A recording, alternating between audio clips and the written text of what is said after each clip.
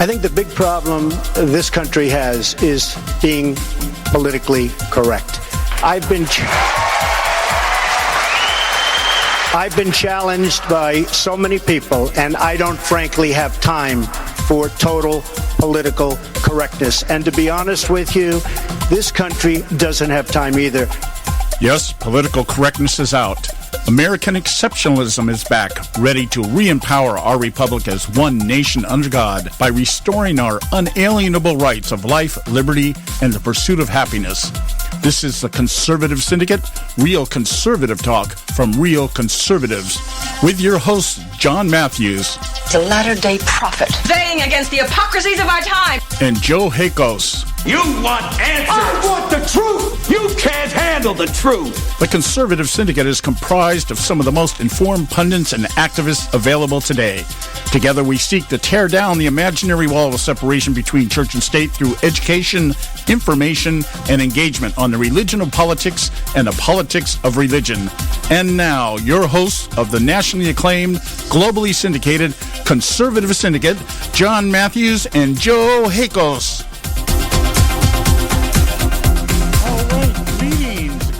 Out there all across this great land of ours and around the world. It's that time for the Conservative Syndicate coming to you live right now. Once again, coast to coast and around the world. We're glad to have you with us today.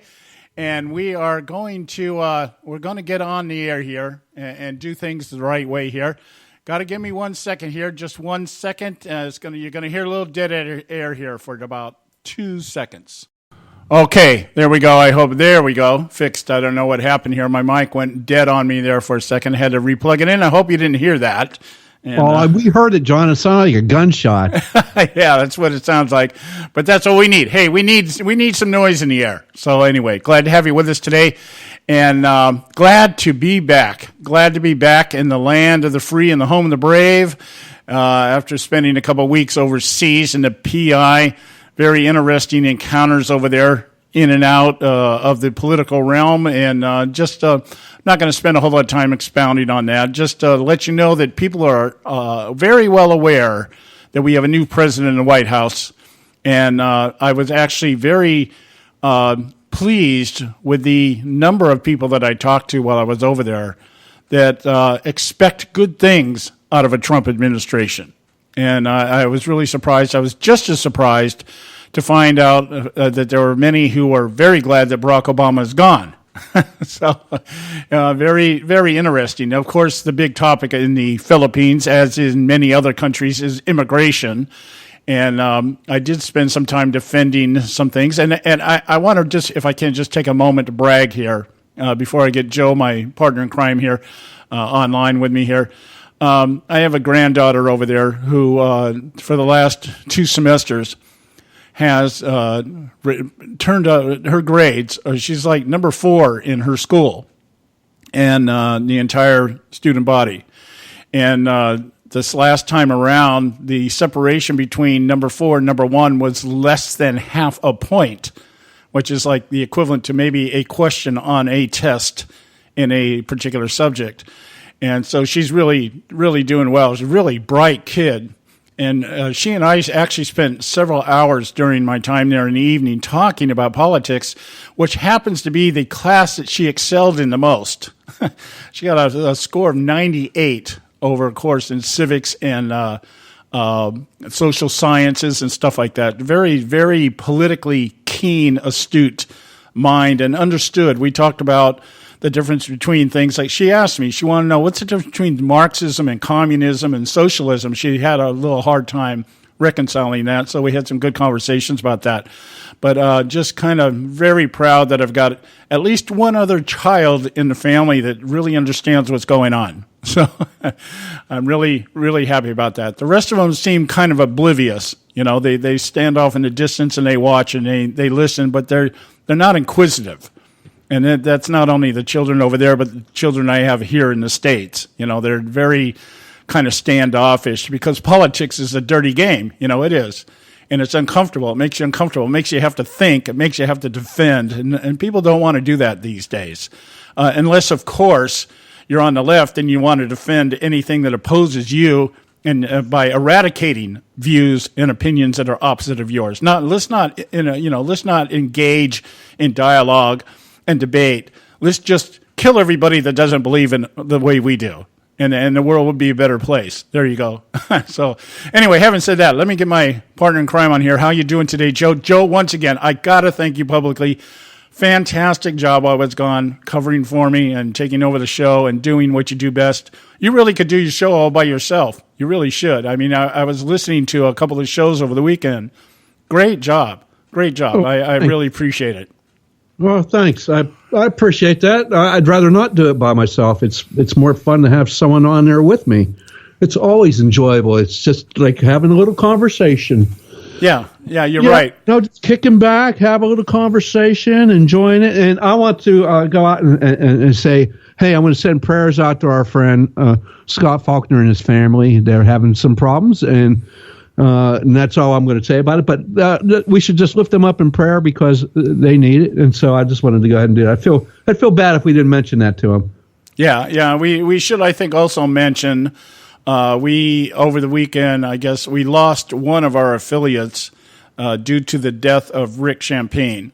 Yes. And he was running the Shake and Wake radio network. And I know that his wife, Annie, is not going to be able to carry the ball with his passing, but we lost Rick to cancer, and our prayers out to Annie and her people out there in the eastern part of Florida right now, and sad loss. Rick was a bit of an oddball, to be honest with you, but a very dedicated and loyal person in terms of being a patriot and believing that the best of this country is yet to come. So our condolences out there to Annie. Yeah. And we're very sad at the loss of a good patriot. So we love you, Annie, and we're thinking of you. Okay? All right. Also, if we should, today would have been, it's Ronald Reagan's birthday. Oh, I didn't know that. So what's he, like 120 now? At least, yeah. I think, 797. It's whatever it is. He's been dead for a while now. And so, but today is his birthday. If we're going to remember some folks' birthdays, let's remember Ronald Reagan's birthday. Yeah, you would think that we would have had a national holiday about this guy. He's certainly one of the iconic contemporary presidents. I mean, here's a guy that actually did what he said he was going to do when he was elected. I mean, he took an economy that was much worse than what Obama inherited in 2008 and turned it around in a matter of 6 months. And I always mark this. People say, well, Reagan did this and he raised taxes. Yeah, there's some things Reagan did that were not conservative in their foundation. But you're talking, I always like to relate this statistic that a lot of people really don't understand the impact of Reaganomics on this country and prosperity. Prosperity that, by the way, Bill Clinton got credit for and had really nothing to do with. That kind of thing. Forced into it. He was forced into it by a Republican Congress. Yeah, and here's the deal. When Ronald Reagan took office, the Dow Jones Industrial Average was at about 1,200. I believe it was at 1,275. That means in the span of 70 years, from 1929 to, after the stock market crashed, let me put it that way, when it started to recover. So it'd be less than 70 years. Let's say 60 years. In 60 years, the Dow Jones went from 0 to 1,200 points. At the end of Ronald Reagan's 8-year term, the Dow was at 9,000. Now, just think about that just for a minute. That's like a 800% increase in the economy in 8 years. So this whole idea that Reaganomics was bad for the country, if it had not been for Reagan, we wouldn't be sitting here with a Dow Jones average right now. I understand it's approaching 20,000. Is that what they're saying? The latest I've heard? It hit 20. Yeah, okay, it hit 20. And, and that's all because Reagan, he jump-started the economy that took it to such a degree that we could stand a 4,000, 5,000 point loss, which happened in 2008, which, by the way, was caused by the Democrats in spite of what everybody wants us to believe. During the Dodd-Frank era that created the subprime lending meltdown, that created the recession. The things that nobody wants to talk about, things that began to decelerate during the Clinton administration. We've explained many times in this show that when you look at things, you've got to look at things as being cyclical. And cyclical meaning that normally the effects of the economy are not seen within an 8 to 10 year span. So what happened with the recession during the George Bush era happened and began this descent after the decline of the Clinton era. So, that's how things work. But anyway, where are we at here in time? We got to go to a break. We got to go to our first break. When we get back, we'll get into some more detail with some other stuff. We have with us today a gentleman who's going to be joining us in the second hour. And let me get my notes up here. So I know his first name is Peter. This is an interview that Joe is going to be doing today. Let's see, what's his name? Peter Feeman, a Republican National Committee man from Florida. And we're going to get his take on what's going on with the Trump administration and some other things that Joe wants to talk to him about. So stay with us right here at the Conservative Syndicate. Glad to be back. We'll be right back after these messages. We're not arguing. We're explaining why we're right. The Conservative Syndicate. Real conservative talk from real conservatives. When our water heater broke down last month, it was a nightmare. It took 5 hours for the plumber to show up, and he charged us a couple of $100 just to come out. Then it cost another $1,800 to put in the new water heater. By the time it was all said and done, I felt like I'd been taken. But what else could I do? The smartest thing you can do is get a home warranty from American Residential Warranty. Their home warranties pay to repair or replace all your major appliances when they break, and they will break, and at the worst possible time. Call American Residential Warranty right now for free information on home warranties starting at just pennies a day. Don't wait for your refrigerator to stop running or your ceiling fans to stop turning. Call American Residential Warranty right now. Ask how you can save up to 50% on washer and dryer coverage. Just call 1-800-790-5960. That's 1-800-790-5960. Again, 1-800-790-5960. Call now. Limited time offer, 24-month commitment and credit qualification require cancellation fee, auto pay, and paperless billing, and other restrictions apply. If you can't see the difference, why pay the difference? Switch to Dish for the best deal in entertainment. Only Dish brings you the best in entertainment for less than $20 a month. Cut the cable and don't get directed. Switch to Dish because at just $19.99, Dish saves you every time you turn on the TV. It's so simple. The same channels cost less with Dish. So since you can't see the difference, don't pay the difference. Switch to Dish for the best deal in entertainment. Get premium movie channels free for 3 months, starting at just $19.99. Dish saves you every time you turn on the TV. Call now to save with Dish. Dial 1-800-600-1645. That's 1-800-600-1645. The same channels for less than $20 a month. Dish. Call 1-800-600-1645 for details.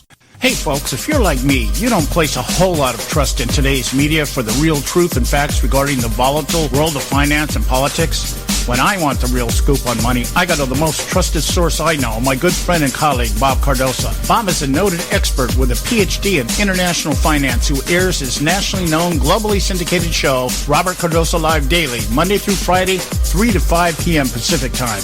With Bob, you get the right information at the right time from someone who knows his business and can help you make the right decisions concerning yours. Again, Bob airs daily, Monday through Friday, 3 to 5 p.m. Pacific Time. Visit his website at robertcardosolive.com for information regarding stations and topics. That's robertcardosolive.com. Check Bob out. You'll be glad you did.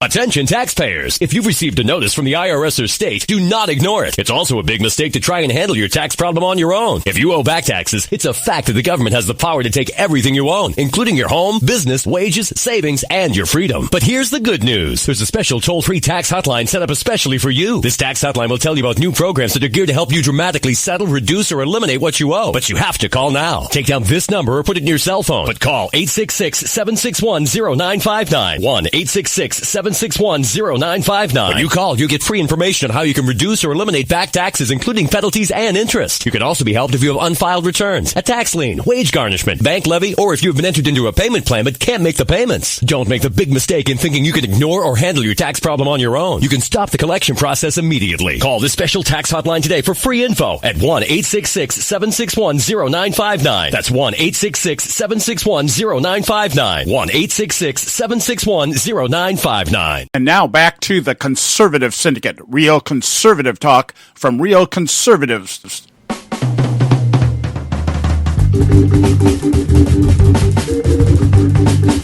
Okay. We're back, and glad to have you with us.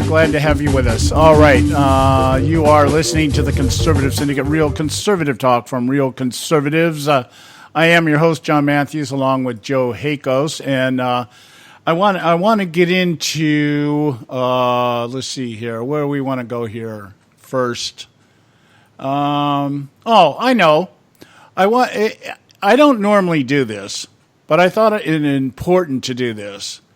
I actually want to make a defense of a liberal icon for that matter, Senator Dianne Feinstein.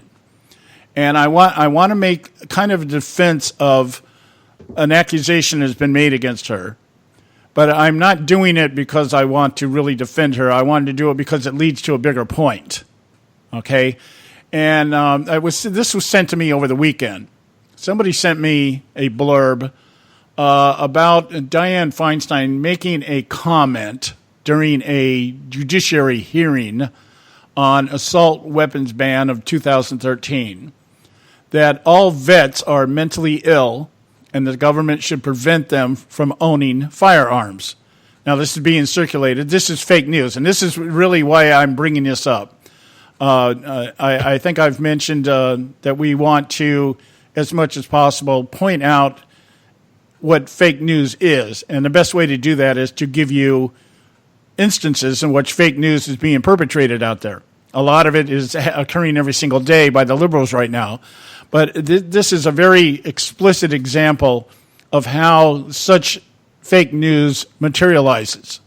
And the willingness of people on both sides of the political asylum to buy into it without... fake news is every day. Every day you hear the term Muslim ban right. or travel ban is fake news. That's not what Trump's executive order is. No. So every time you hear that, it's fake news. Even if you hear it on your favorite conservative, quote unquote, sources. Yeah, the conservative proxies out there.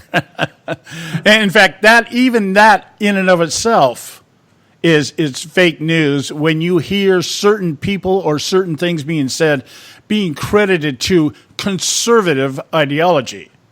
That word conservative today is just as interchangeable as many of the other phrases that are out there. And we'll get into more detail with that later, but I wanted to kind of, because there's a bigger thing here. There's a bigger thing at stake here in just taking the moment to defend Dianne Feinstein, because there is actually another side to this that actually should be what is being discussed rather than something that she purportedly said and did not.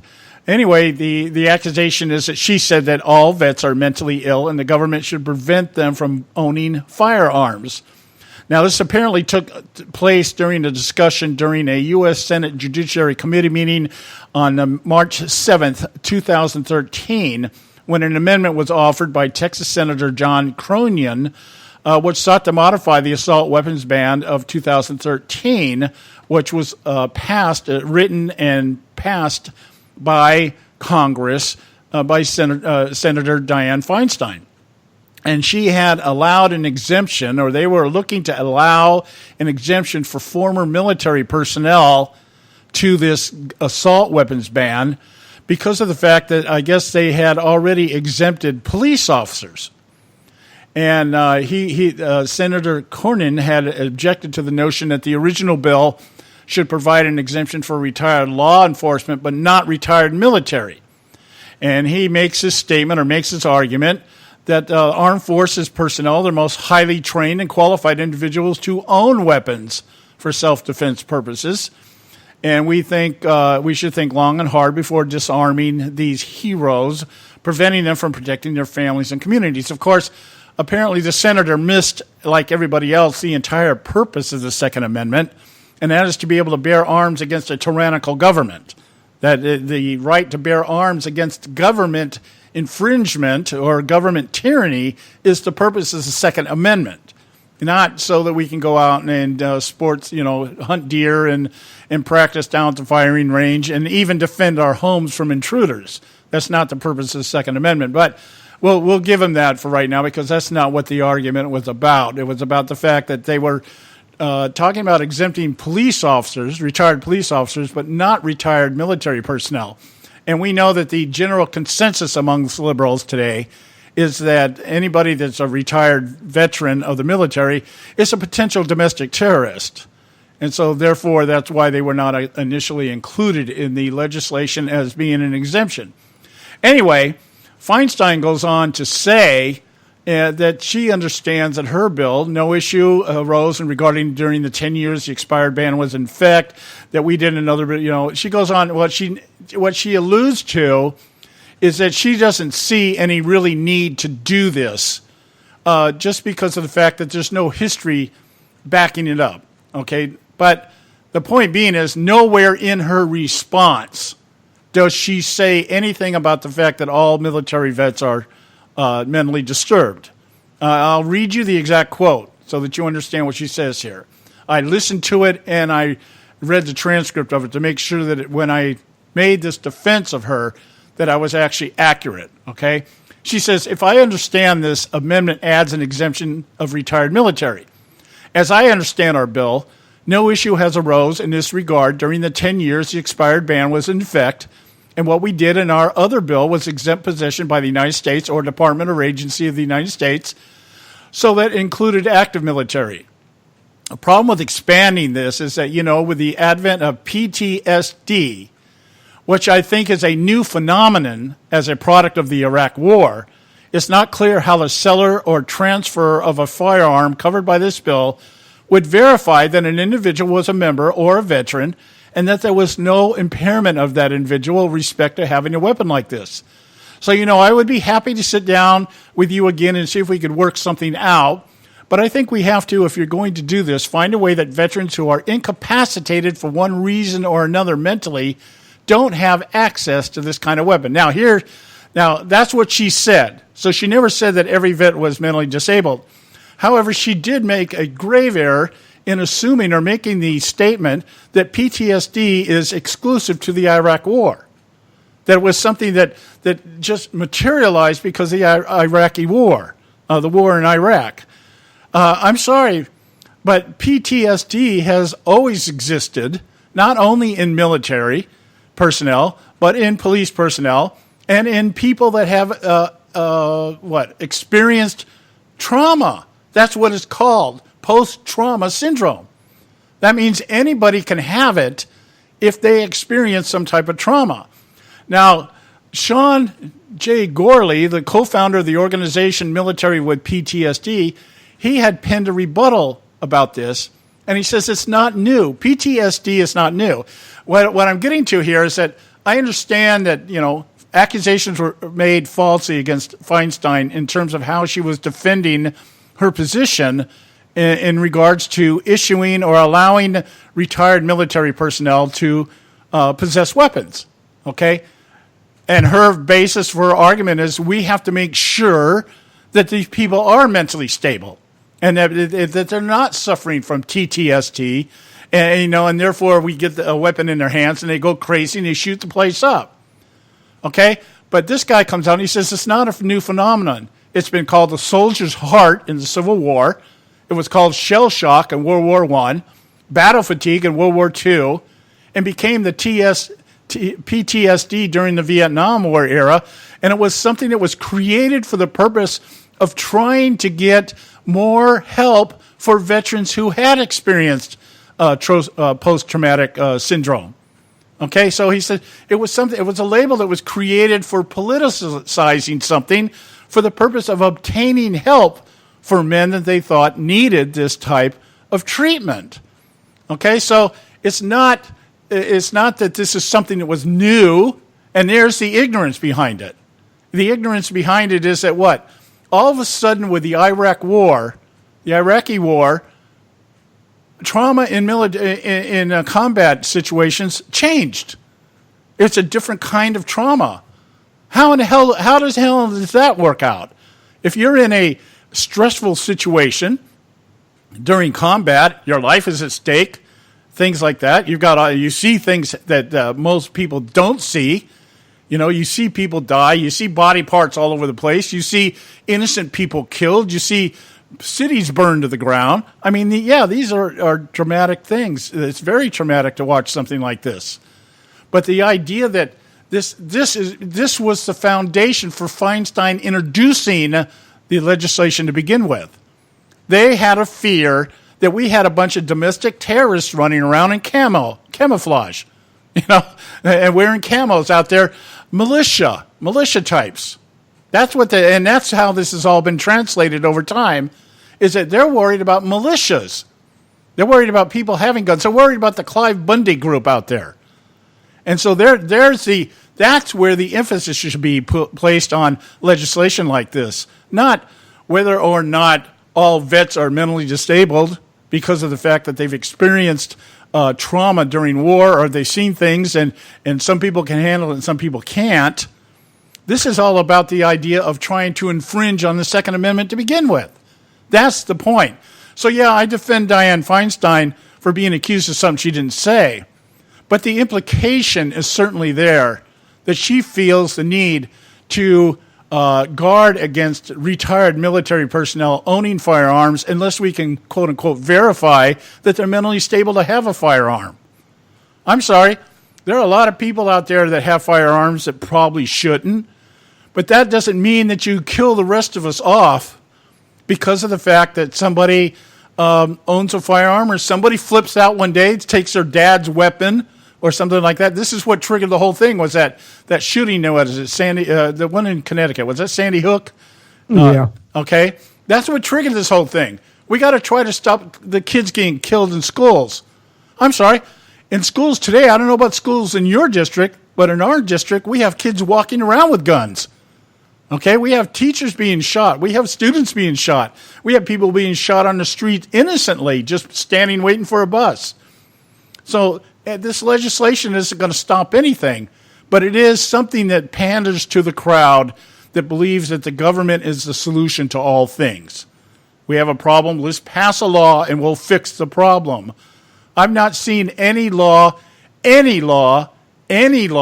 all that has ever been passed that has solved any problem absolutely. It doesn't happen because lawless people don't pay attention to laws. Okay? Just my thought. You got any thoughts here, Joe?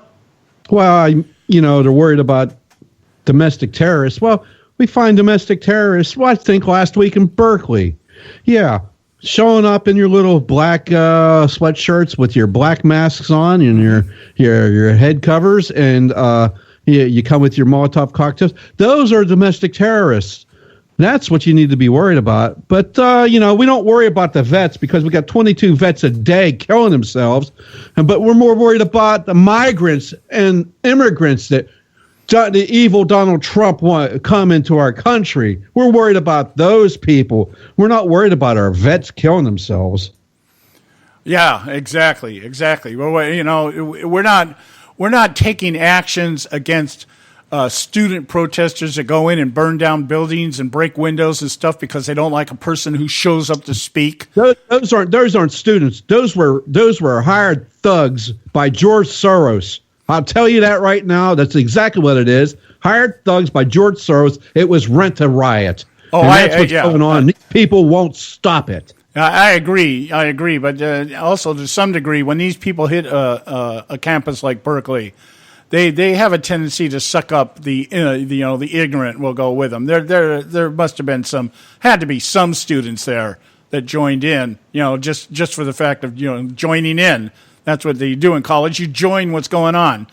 But, instead of doing something like, if you were a student at Berkeley and you were found to be participating in this demonstration, you should be kicked out of school. Boom.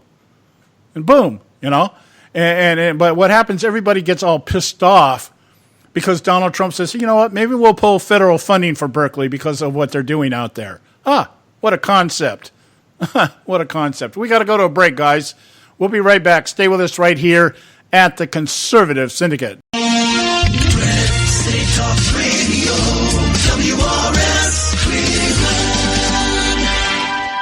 Hey, I'll make you a deal. Give me 60 seconds and I'll give you directions to the Fountain of Youth. Okay, I'm joking. Well, kind of joking. No fountains, but youth, I got Nature's Youth and their premier anti-aging product, Nature's Youth RSF. With your sensible diet and exercise plan, Nature's Youth RSF can help you look and feel better. RSF is an all-natural amino acid supplement that supports your body to naturally increase HGH levels without any synthetic hormones. And elevated HGH levels can contribute to increased energy, improved libido, reduced body fat, and improved exercise capacity. Let's be honest. Who doesn't want to look and feel younger? Visit the newly designed website at naturesyouth.com or call 800-333-6923. That's 800-333-6923 and like them on Facebook and you'll be included in contest and exclusive offers. What a deal. Oh, speaking of deals, my time's about up. 800-333-6923 or naturesyouth.com. Who needs a fountain anyway? Call today.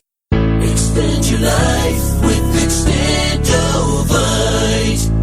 When I had a heart attack at 42, I was not sure what the future held. But a year later, the doctors could find nothing wrong with me and took me off all my medication. What did I do? I took a herbal mixture of garlic, cayenne, and a few other herbs mixed in liquid form. I now call this Extendovite.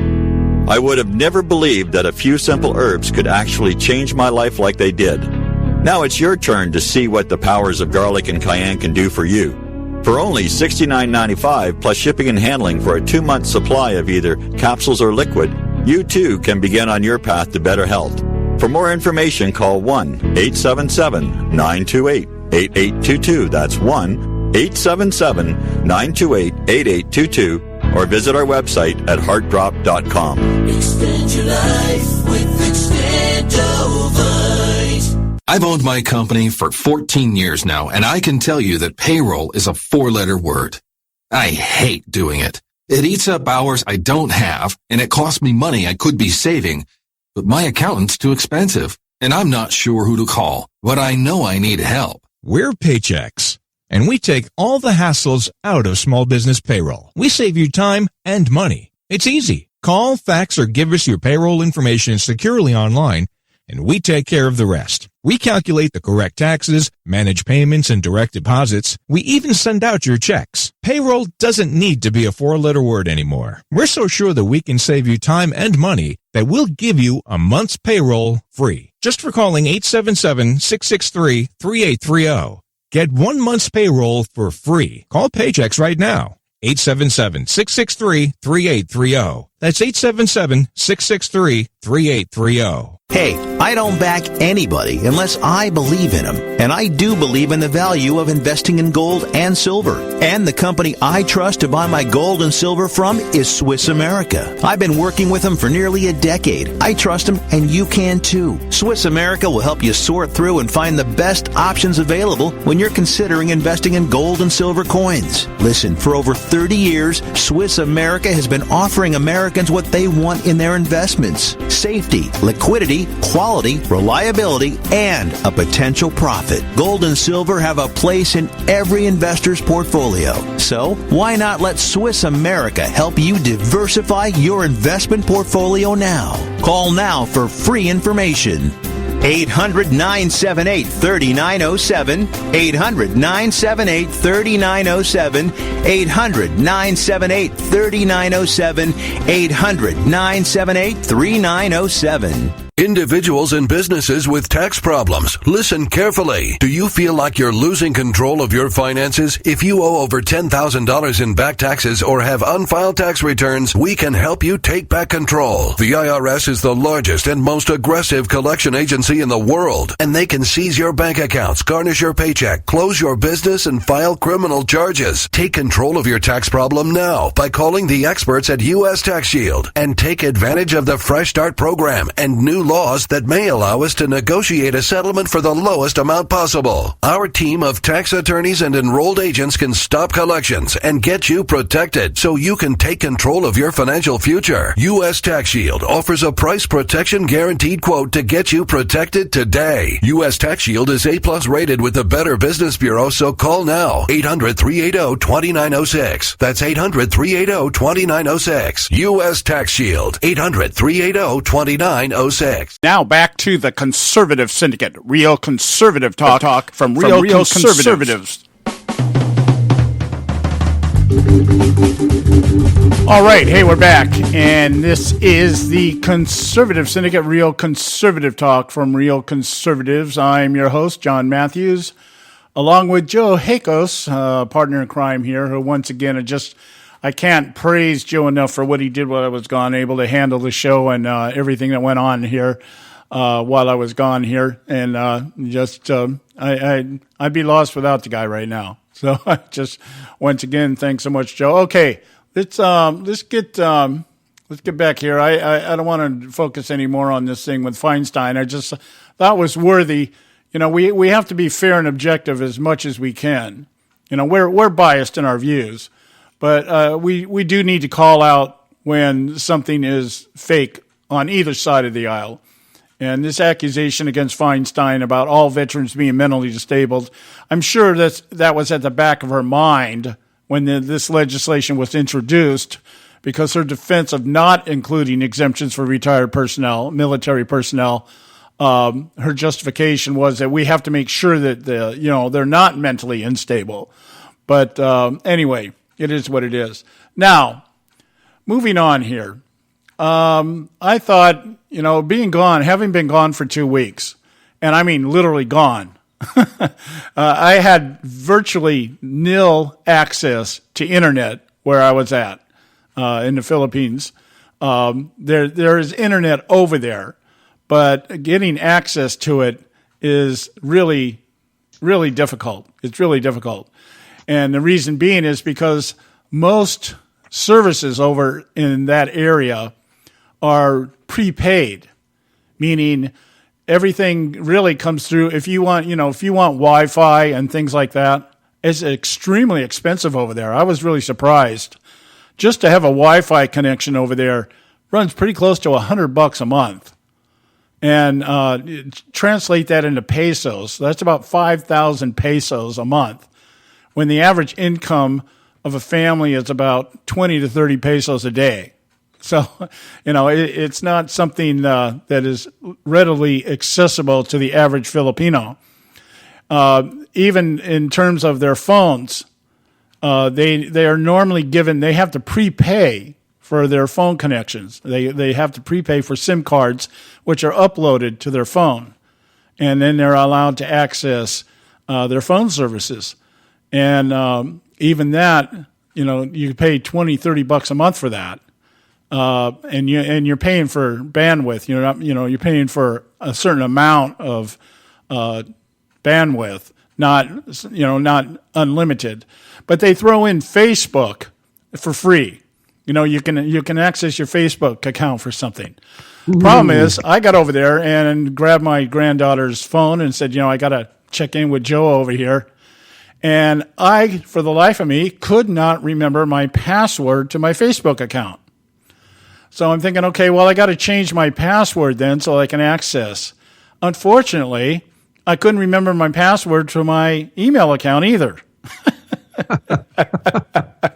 So I'm like totally dead in the water, because in order to change your password on Facebook, they have to send a verification to your email. I could do neither.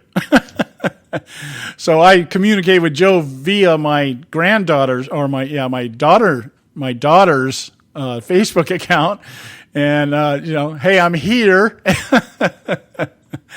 It was the whole thing was the whole adventure. And just in terms of traveling back and forth and everything else, things like this was just really ignorance on my part. Never thought about the fact that I would need my password for my account. Because if I use my own phone now, and this is why we do what we do the way we do it. The last time we went on vacation and, we didn't make any calls or send any messages, but I got a phone bill for $500. And when I called up the phone company, I said, what are all these calls for? I said, well, every time somebody sent you a message, it was transferred to your phone via roaming. And so, really? Yeah. This you got it. And so I said, well, how do I avoid this? She said, well, you got to put your phone on airplane mode and keep it on airplane mode the whole time you're traveling, and that way nothing gets through and you don't get charged for it. So we had both of our phones on airplane mode to keep the bills from going up. And so I couldn't, to undo it, would have loaded everything into my phone, and I would have been billed up the yin-yang for it. So it was Murphy's Law in full effect. And it was something else. Anyway, the point of all that is this. I was virtually out of touch with anything that was going on over here. There was a few mentions on the TV programs over there about some of the things Trump was doing, but they were very short blurbs. Because over in that area right now, a lot is going on with the controversy and confrontations that are going on with China in terms of property and zoning and crossing into the Philippine Sea illegally. And there's a lot of other stuff going on over there. They've got Senate hearings going on. They've got senators that are up for corruption, going up after the police chief for all the drug killings that are going on. And Duterte's in the middle of it all, telling everybody to piss off, basically. So, they have their own little problems going on over there. But so my access to what was going on over here in the States was very limited. That's my point. So I come back here, and lo and behold, I'm like, oh, my God. What has happened since I was gone? 2 weeks. And, we got about 6 months worth of news already, don't we, Joe? It is hard to keep up, John. It really is. Yeah. I just blew me away when I came back. I'm like, how am I going to get up to snuff here? And, Joe mentioned to me before the show, we're really never going to get up to snuff because while we're reporting on something or talking, something else is happening. And a lot of times about the very thing that we're sitting here talking about right now. Yeah. So it is amazing. But anyway, trying to make some sense of it. One of the things, John, is there's quote unquote a deadline for the Trump administration to explain to the courts why they should overturn this Seattle judge's blocking of the quote unquote ban, which is not a ban, it's a temporary halt of the visa program. Okay. And so while we're talking, I don't know if the Trump administration has submitted any paperwork or not submitted any paperwork, but this has been going on like this since January 20th. Right. Yeah. And it's amazing to me. The one thing I am noticing is the erratic coverage of everything. It's like nothing is really definitive as to actually what is occurring at any moment in time. There's so much of this, it seems to me, so much of this just based on speculation as to what they think is going on. Is that what you see? That's what I see. Well, what it is, for one, they don't believe anything the Trump administration is doing, for one. And the second thing is, the Trump administration, unlike the the previous administration with the Barack Obama, especially when it comes to issues of national security, are not out there advertising every move they're going to make. Oh, that's true. That's true. And it's been more than explained more than once by Trump why they don't do that. Yeah, exactly. But they still don't get it. They're still they're expecting everything to be spoon-fed to them like it was with the not-so-earnest Josh Earnest. Yeah, it's fascinating to me that nobody really seems to know exactly what's going on, and I think that's by design. I think Trump has kind of put it out that way, that I'm not going to really reveal all my cards in anything that I do, for the very reason that he says, when you do that, then your enemy knows how to respond. And so I understand that part of it. But the counter to that is that the media then turns around and tries to figure it out without knowing what's going on, which leads to speculation being the headlines. And that, of course, triggers responses. And all of it is based on a lack of information and an overabundance of ignorance. Well, they still want to put it into their narrative. I mean, this fact that they call it a ban, a Muslim ban is just absolutely it. As I said on the Thursday show last week, it is what our enemy uses. They use those phrases, and that's what they use against the United States. That's what they use. They use the media's words against us, the American people. Right. And since the media is where everybody goes, then it is a natural process of the mind to take what you're hearing or reading and thinking, oh, this is based on fact rather than innuendo or assumptions or assertions or even fabrication. And everybody just gobbles that up because the average American today really doesn't want to take the time to actually know what's going on. They want to be spoon-fed. So the media understands this. The media wants to be spoon-fed so that they can regurgitate it and spoon-feed it to the public.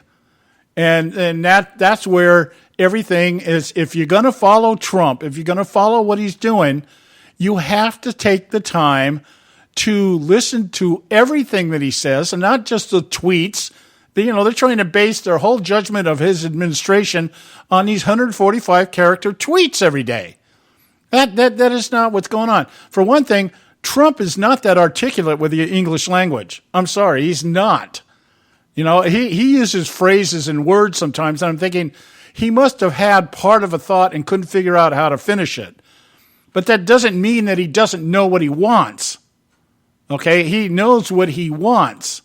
And he has been smart enough so far to put people around him that he can, say he can talk in his way of talking and they understand what he wants. And therefore, that's what it is. I'm not so sure that when it gets fed back to him that he always understands how to articulate it, but that doesn't change the fact that the guy knows what he wants to do. And I believe knows how to get it done. It's just his communication skills are not those of Obama in terms of being able to take a lie and make it sound like something it isn't. Well, the one thing he's doing is he's doing the inauguration speech he made and anything he did on the campaign trail. He's using it as a checklist, and he's checking off the items. Yeah, and that's one of the things that we're going to talk about here. I did pull up an article from NPR that I thought was, even though it's a very biased in their take of what's going on, they have very accurately listed the things that Trump has done. And in doing so, we have some sense of order as to what we can say, okay, what's going on and what has Trump done and what is the left, how is the left trying to counter what he's done and this, that, and the other. So we're going to do that. We may not get too much of that done today because we got an interview coming up in the second hour here. But this will probably be our ongoing thing for most of this week, is trying to assess what's actually happening compared to what's being told out there to the general public is happening. So stay with us right here at the Conservative Syndicate. We'll be back in just a moment. There is an old saying, children should be seen but not heard. At no time is this more apparent than when politicians speak. TheConservativeSyndicate.net, the adults in the room. Hey folks, if you're like me, you don't place a whole lot of trust in today's media for the real truth and facts regarding the volatile world of finance and politics. When I want the real scoop on money, I go to the most trusted source I know, my good friend and colleague, Bob Cardoso. Bob is a noted expert with a PhD in international finance who airs his nationally known, globally syndicated show, Robert Cardoso Live Daily, Monday through Friday, 3 to 5 p.m. Pacific Time. With Bob, you get the right information at the right time from someone who knows his business and can help you make the right decisions concerning yours. Again, Bob airs daily, Monday through Friday, 3 to 5 p.m. Pacific Time. Visit his website at robertcardosolive.com for information regarding stations and topics. That's robertcardosolive.com. Check Bob out. You'll be glad you did.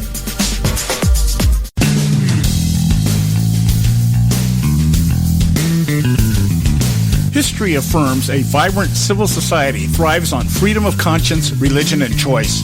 Any society absent these qualities stifles individual responsibility and accountability, thus enslaving its people by denying them their potential for goodness, creativity, and altruism. To that extent, oppression, coercion, and totalitarianism are multiplied exponentially. To counter such outcomes, the American Freedom Alliance was formed. The AFA is a nonpartisan, non-aligned movement which promotes, defends, and upholds Western values and ideals. The Alliance strives to build an international coalition of citizens of the West who together promote and protect moral values, democracy, and freedom. To find out more and become part of this valuable asset in the preservation of freedom and all its rewards, contact us at AmericanFreedomAlliance.org. That's AmericanFreedomAlliance.org. Let freedom ring. And now back to the Conservative Syndicate, real conservative talk from real conservatives.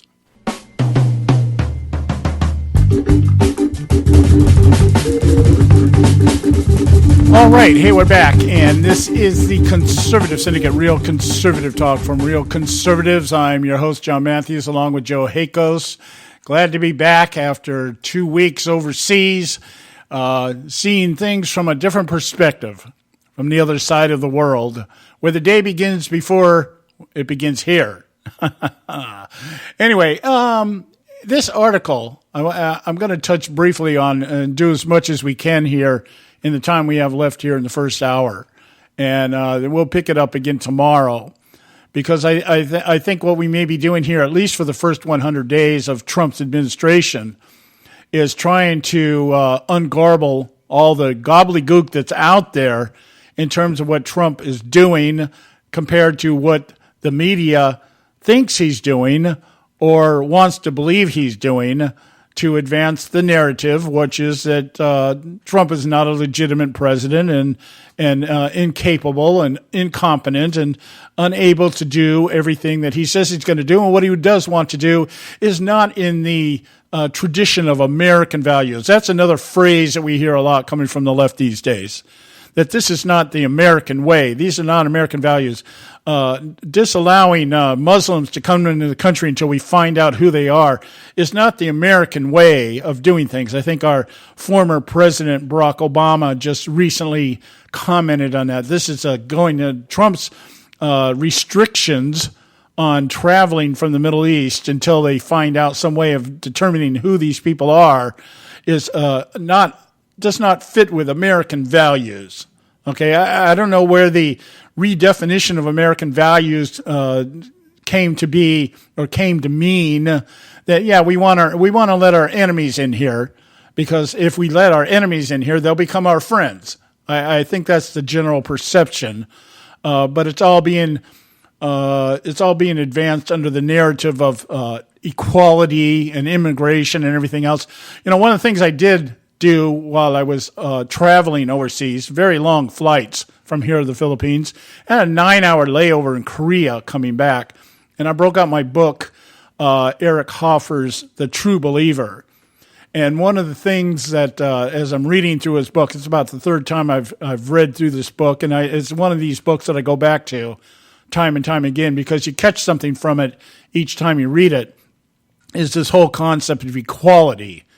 How liberals, how mass believers, how people that buy into mass movements, how they actually translate equality. And equality is basically, in the mind of a true believer, is, I guess you want to say, the ability to discount any personal responsibility for anything. So equality is more like, let's all be equally complacent. Let's all be equally dependent rather than independent and accountable and responsible. But anyway, I'm starting to go off on a rant here. I'm going to stop that. So this article I had here, NPR, Jessica Taylor. Yes, this all happened Trump's first 2 weeks as president. Now, there's a definite leftist slant to the way that she writes certain things about Donald Trump's first couple of weeks in office. She uses a word I thought kind of fascinating called nascent presidency. She says, here's a quick recap of the highlights and lowlights of the first 14 days of Trump's nascent presidency. And I had to look that word up. I've never heard that word before. So I looked it up, and it says just coming into existence. So we're talking about and beginning to display signs of future potential. So what she's saying is the first 2 weeks, looking at the first 2 weeks of what Trump's presidency has the potential of becoming. I can put it that way. And she says here that, right out the top, the big issue with Donald Trump was the number of people that were at his inauguration. And the big debate, I guess, over how many people were actually at Donald Trump's inauguration. The media tried to play it down and say, the numbers weren't like Barack Obama's or even like the Women's March that took place on January 21st. It's just because people aren't into Donald Trump. He's such a delegitimized president that nobody even wanted to show up at the inauguration. And Trump is countering, oh, no, it's the biggest, the largest, typical stuff. Majoring into minors. I don't know why Trump gets so caught up in this stuff. Who the hell cares? The inauguration came and went. All right? It's over. And it doesn't matter whether the celebrities showed up. Doesn't matter whether Congress showed up. Doesn't matter who showed up and who didn't show up. It's done. Why are we still arguing about the crowd? Who cares? It doesn't make any difference anymore. Let's get on with business. All right? And so she goes out of her way to talk about how the effort by the Trump administration to falsely portray that his inauguration was a big success. Hey, he's in office. He took the oath. That's all that really matters in terms of the inauguration. Okay? The number of people that show up or didn't show up, the number of celebrities that boycotted, or the number of people in Congress that decided they had better things to do, it's irrelevant at this point in time. So let's quit talking about stuff that doesn't make any difference. One other comment here before we go to the top of the hour here. She goes on to say that the campaign trail Trump was on display as he goes to the CIA as his first day of president. Well, why hasn't nobody ever mentioned in the media that every single event that Barack Obama ever did, his entire presidency, was on the campaign trail? Obama never quit campaigning. He's still campaigning. All right? But if Donald Trump does it, that's just not presidential to be campaigning instead of governing, that kind of thing. Barack Obama never governed. Everything was a campaign. Everything was a community organization project. Everything was selling snake oil. And he's still doing it, and he'll continue to do it because he is, in all sense of the words, just like every other politician, is that he wants power and he wants money. So, anyway, we're going to go to our top of the hour break here. Ron Edwards' notebook and pay some bills. And we'll be back next hour with our interview with, I got to remember this guy's name or I'm going to be so embarrassed. It's Peter Feynman. Peter Feynman, Republican National Committee Chairman down in Florida. Committeeman down in Florida. We'll be right back, guys. Stay with us. If President Donald Trump is a racist, then pigs do fly, and all is well in Chicago.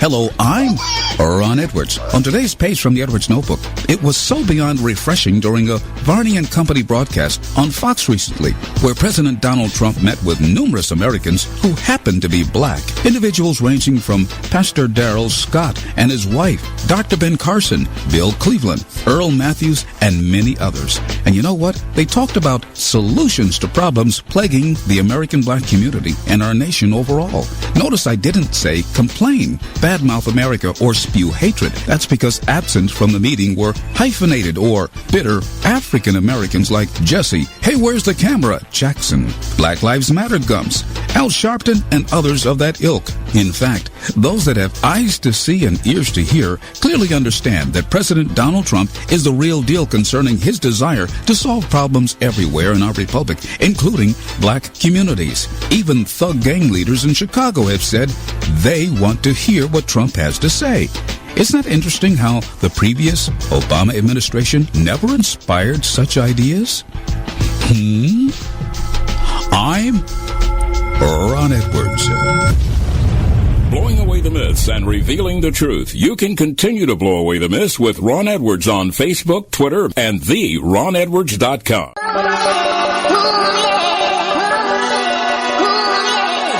You can catch all our archives at theconservativesyndicate.net. The Conservative Syndicate. Real conservative talk from real conservatives.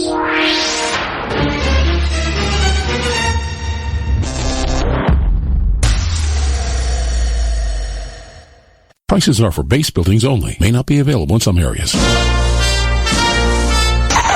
Attention business owners, do you want a stimulus package that really works? Before you spend thousands of dollars more than you should on your next building project, listen to this. General Steel has a stimulus package designed to help you save as much as half the cost of conventional construction on your next building. As much as half. That's right, General Steel can save you thousands of dollars with a pre-engineered steel building designed for your business or church. How about a 50 by 100 foot building for under $30,000? So don't pay thousands more than you should without calling General Steel first and save as much as half the cost and time of conventional construction. With the projected demand for steel in Japan and China, prices may be skyrocketing. 877-927-3360. 877-927-3360. 877-927-3360. Term life insurance. It can be a powerful way to protect your assets and your family. You work hard to earn and save your money to build a nest egg for the future. Don't let it get wiped out because you didn't plan ahead. Take the time now and make a small investment in $500,000 or more in quality term life insurance. Call the Term Lifeline and let us shop the best companies to give you the lowest rates. We specialize in policies of $500,000 and above. Ask about some of our 10 and 20-year fixed rate plans with guaranteed rates. Call the Term Lifeline right now for your free insurance quote. 800-870-3609. 800-870-3609. You owe it to yourself to protect your family and your assets. Make term life insurance part of that plan. Call the Term Lifeline right now. 800-870-3609. 800-870-3609. Hey folks, if you're like me, you don't place a whole lot of trust in today's media for the real truth and facts regarding the volatile world of finance and politics. When I want the real scoop on money, I go to the most trusted source I know, my good friend and colleague, Bob Cardoso. Bob is a noted expert with a PhD in international finance who airs his nationally known, globally syndicated show, Robert Cardoso Live Daily, Monday through Friday, 3 to 5 p.m. Pacific Time. With Bob, you get the right information at the right time from someone who knows his business and can help you make the right decisions concerning yours. Again, Bob airs daily, Monday through Friday, 3 to 5 p.m. Pacific Time. Visit his website at robertcardosolive.com for information regarding stations and topics. That's robertcardosolive.com. Check Bob out. You'll be glad you did.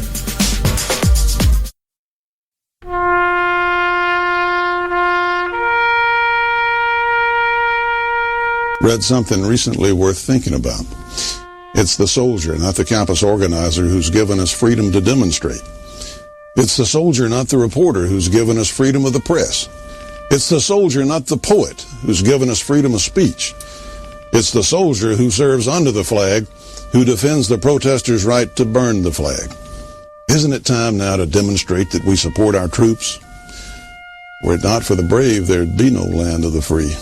Fred Thompson's message was brought to you by citizensunited.org.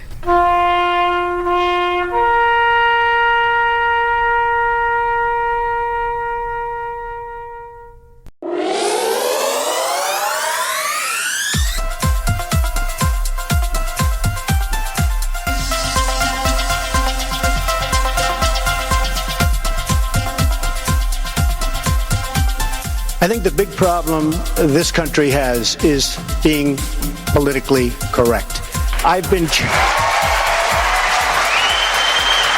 challenged by so many people, and I don't frankly have time for total political correctness. And to be honest with you, this country doesn't have time either.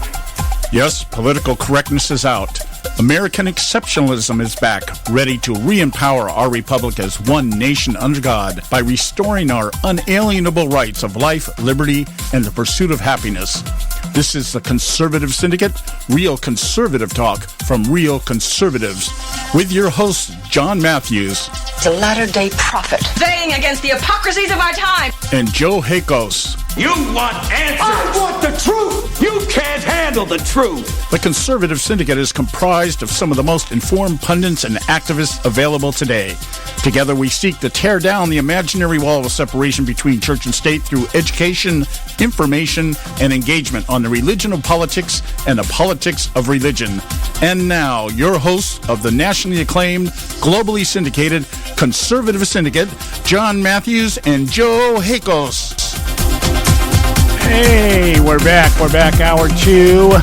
Hour two right here at the Conservative Syndicate, real conservative talk from real conservatives. I'm your host, John Matthews, along with Joe Hakos. And, I just mentioned before the top of the last hour here that the way that the Trump administration is rolling out, it's everything that the media and the leftists can do out there right now to try to interject as much chaos as they can and make what Trump is doing so discombobulated. One of the things that we're facing right now, I believe, correct me if I'm wrong, Joe, but I understand that this has been one of the first administrations in quite a while that everybody that he had nominated for a position has not been confirmed. And The Barack Obama administration was able to hit the ground running pretty much so. Even in the second term, I mean, so he was able. They were basically, the Republicans were there. They asked their questions and they were doing what they needed to do. Now, on the other hand, the Democrats now have decided that they're not even going to show up for the committee hearings to even ask questions. So that's how obstructionist they are. Yeah. And it seems to me that just in early mid-December, everybody was so concerned about how fast Trump was going. He was picking nominees too fast. Yeah, that was a real problem for the Democrat Party. So they had decided, well, we're just not even going to bother to show up. So what they've done is they've forced the Republicans to change the rules on the fly. Fine, you don't want to show up and do your job, we're going to move on without you, which is what they need to do more and more of. Yeah, and then when the Republicans do change the rules, which, by the way, is something the Democrats did all during the Obama administration, that nobody seemed to be squawking too much about. But now that the Republicans are doing it, now we're approaching what is being labeled as a constitutional crisis. Isn't it amazing how much the liberals love the Constitution when it fits their agenda and how much they hate it when it doesn't? It's just, like I said, it takes a special brand of moron to watch what liberals do on a day-to-day basis and not understand what you're dealing with in terms of agenda and strategies and everything else. How can you sit there and constantly tell me that you believe in the Constitution and then do so many things that counter what the Constitution stands for and still tell me it's constitutional? It's amazing. It takes a special brand of stupid to not be able to filter this and understand that what's going on here and has been going on for quite a while is the undermining and circumventation of the entire Constitution and the founding documents that make this country what it is. It boggles my mind. Anyhow, where are we at here? Okay. Yeah, we're coming up on a break here. This is a short segment here. We got to go to break, and we're going to try to get a hold of our interview Peter Feeman, Republican committeeman down in Florida. So stay with us right here at the Conservative Syndicate. We'll be right back. We're not arguing, we're explaining why we're right. The Conservative Syndicate, real conservative talk from real conservatives. When our water heater broke down last month, it was a nightmare. It took 5 hours for the plumber to show up, and he charged us a couple of $100 just to come out. Then it cost another $1,800 to put in the new water heater. By the time it was all said and done, I felt like I'd been taken. But what else could I do? The smartest thing you can do is get a home warranty from American Residential Warranty. Their home warranties pay to repair or replace all your major appliances when they break, and they will break, and at the worst possible time. Call American Residential Warranty right now for free information on home warranties starting at just pennies a day. Don't wait for your refrigerator to stop running or your ceiling fans to stop turning. Call American Residential Warranty right now. Ask how you can save up to 50% on washer and dryer coverage. Just call 1-800-790-5960. That's 1-800-790-5960. Again, 1-800-790-5960. Call now. Limited time offer, 24-month commitment and credit qualification require cancellation fee, auto pay, and paperless billing and other restrictions apply. If you can't see the difference, why pay the difference? Switch to Dish for the best deal in entertainment. Only Dish brings you the best in entertainment for less than $20 a month. Cut the cable and don't get directed. Switch to Dish because at just $19.99, Dish saves you every time you turn on the TV. It's so simple. The same channels cost less with Dish. So since you can't see the difference, don't pay the difference. Switch to Dish for the best deal in entertainment. Get premium movie channels free for 3 months, starting at just $19.99. Dish saves you every time you turn on the TV. Call now to save with Dish. Dial 1-800-600-1645. That's 1-800-600-1645. The same channels for less than $20 a month. Dish. Call 1-800-600-1645 for details. Hey folks, if you're like me, you don't place a whole lot of trust in today's media for the real truth and facts regarding the volatile world of finance and politics. When I want the real scoop on money, I go to the most trusted source I know, my good friend and colleague, Bob Cardoso. Bob is a noted expert with a PhD in international finance who airs his nationally known, globally syndicated show, Robert Cardoso Live Daily, Monday through Friday, 3 to 5 p.m. Pacific Time. With Bob, you get the right information at the right time from someone who knows his business and can help you make the right decisions concerning yours. Again, Bob airs daily, Monday through Friday, 3 to 5 p.m. Pacific Time. Visit his website at robertcardosolive.com for information regarding stations and topics. That's robertcardosolive.com. Check Bob out. You'll be glad you did. Attention taxpayers. If you've received a notice from the IRS or state, do not ignore it. It's also a big mistake to try and handle your tax problem on your own. If you owe back taxes, it's a fact that the government has the power to take everything you own, including your home, business, wages, savings, and your freedom. But here's the good news. There's a special toll-free tax hotline set up especially for you. This tax hotline will tell you about new programs that are geared to help you dramatically settle, reduce, or eliminate what you owe. But you have to call now. Take down this number or put it in your cell phone. But call 866-761-0959. 1-866-761-0959. When you call, you get free information on how you can reduce or eliminate back taxes, including penalties and interest. You can also be helped if you have unfiled returns, a tax lien, wage garnishment, bank levy, or if you've been entered into a payment plan but can't make the payments. Don't make the big mistake in thinking you can ignore or handle your tax problem on your own. You can stop the collection process immediately. Call this special tax hotline today for free info at 1-866-761-0959. That's 1-866-761-0959. 1-866-761-0959. And now back to the Conservative Syndicate, real conservative talk from real conservatives.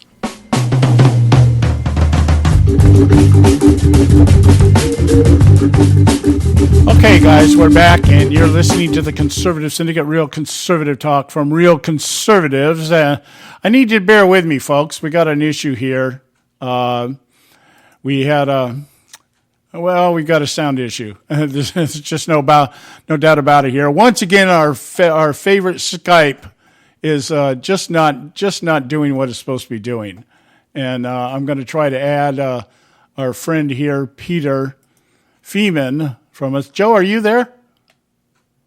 Yeah. See, I'm not even hearing Joe right now, So I'm gonna. There's a whole bunch of crap just going on right now here, and let's see if I can get everybody back online here. No, I'm not able to do that. So we're just I got a major problem here with our sound. Skype has decided to be what Skype normally has become, and that is a bunch of crap. And we're stuck with it at the moment here, trying to use this, and it's just not happening here. So anyway, while I'm trying to reconnect with everybody. There we go. There we go. We got Joe. Joe, you're back on the line. Hello, Joe. Yes, John. Okay, all right. I don't know. The whole thing is just totally screwed up again. I had this whole thing fixed. Give me a minute, John. I'll see if I can do something here. Yeah, well, I tried to get Peter on, and I wasn't able to connect with him. He wasn't hearing me. He picked up the line, wasn't hearing me. Now I'm sitting here trying to add him, and once again we're without. I can't get through to him. So, damn it! I'm this is just so frustrating with this kind of thing. Anyhow, let's see what let me give it one more time here. If you can, maybe you'll need to call him and let him know that we're not going to be able to get him on. It's not going to happen today. See, he's not even showing up in my contacts anymore. Something happened here. Oh, there he is. Let's see if we can get him on here. This is frustrating as hell. John, I'm going to see if Peter will call in on my number. Okay, all right. Okay, yeah, why don't you do that? So he's going to try to call on my number. Hopefully, maybe we'll have him do that. Okay, all right. That works. That works. Okay, all right. While you're doing that, I'll take over on this end. He's going to try it. So if I see him come up here in a minute, maybe that'll happen. Otherwise, we'll have to probably do it another day. Okay, all right. But it'd be nice. To see he was, he's part of the Electoral College and all that fun stuff. Yeah, I know. And it's this kind of situation where it's just totally embarrassing when things don't work the way they work. But Skype is just a piece of crap. And if you guys use Skype out there, get rid of it. It's a piece of junk. It just never works. It's random. And I was just reading today, they got these major updates coming up, major changes on Skype, which God knows that's gonna look like when you get done with it. But the Bill Gates crowd has gotten into the idea or into the concept of tracking people. So that's their big thing now. So anyhow. Back to. Let's see. Let's get back here. Yeah. God, this is frustrating. All right. Not happening there. I don't know what's going on here. The Skype has just gone batshit crazy. All right. Anyway, we'll move on here, and let's hope that at least Joe can get back online with us. He's gone again. So. The Trump administration and the way the media is trying to play it right now. And, all right. Oh, you there? And do we have John on? Yes, you do. And do we have Peter on? Peter Feynman is here. All right. So we're all here. All right.